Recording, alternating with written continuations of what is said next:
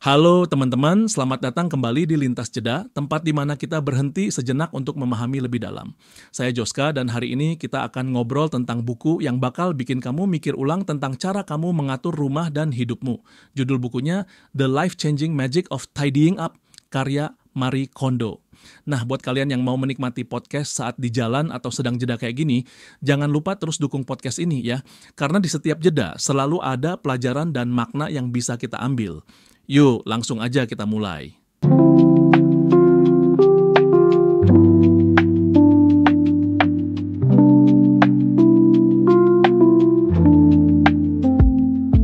Teman-teman, pernah nggak sih kamu merasa rumahmu berantakan sampai bikin stres?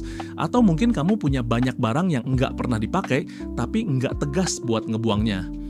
Nah, di buku The Life-Changing Magic of Tidying Up, Marie Kondo ngajak kita buat merapikan rumah dan hidup kita dengan cara yang lebih bermakna. Konsep utama yang Kondo tawarkan adalah metode KonMari. Ini adalah metode merapikan yang fokus pada menyimpan barang-barang yang benar-benar bikin kita bahagia dan membuang yang enggak. Kondo bilang, dengan cara ini kita nggak cuma bisa punya rumah yang rapi, tapi juga hidup yang lebih tenang dan bahagia. Pertama, tanya diri sendiri, apakah barang ini membuatku bahagia? Langkah pertama dalam metode KonMari adalah memilah barang-barang kita. Kondo ngajak kita buat pegang setiap barang dan tanya diri sendiri, apakah barang ini bikin aku bahagia? Kalau jawabannya iya, simpan. Kalau enggak, buang atau sumbangkan. Kondo bilang, ini nggak cuma tentang merapikan rumah, tapi juga tentang menghargai barang-barang yang kita punya. Dengan cara ini, kita bisa lebih sadar tentang apa yang benar-benar penting buat kita.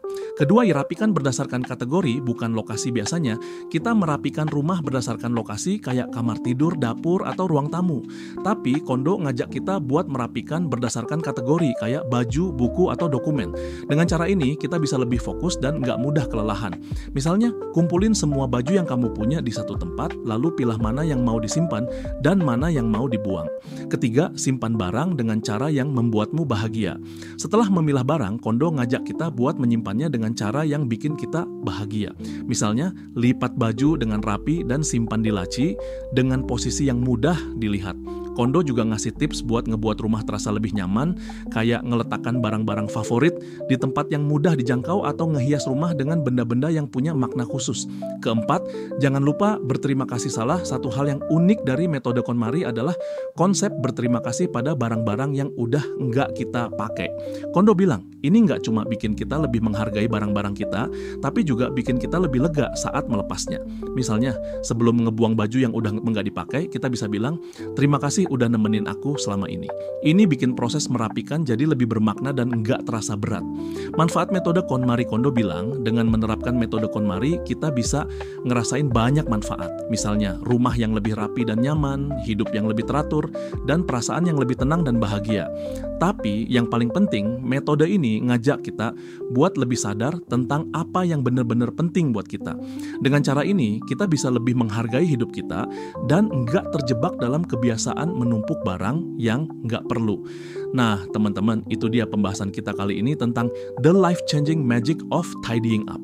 Semoga insight-nya bisa bikin kamu mikir ulang tentang cara kamu mengatur rumah dan hidupmu. Kalau kalian pengen lebih dalam lagi memahami bukunya, kalian bisa beli bukunya, baik fisik maupun e-booknya, dan coba kalian share apa yang kalian tangkap dari buku ini. Kalau kamu merasa terinspirasi sama pembahasan kita hari ini, jangan lupa untuk subscribe, kasih rating, dan share ke teman-temanmu. Sampai jumpa di episode berikutnya, di mana kita akan berhenti sejenak lagi untuk memahami lebih dalam.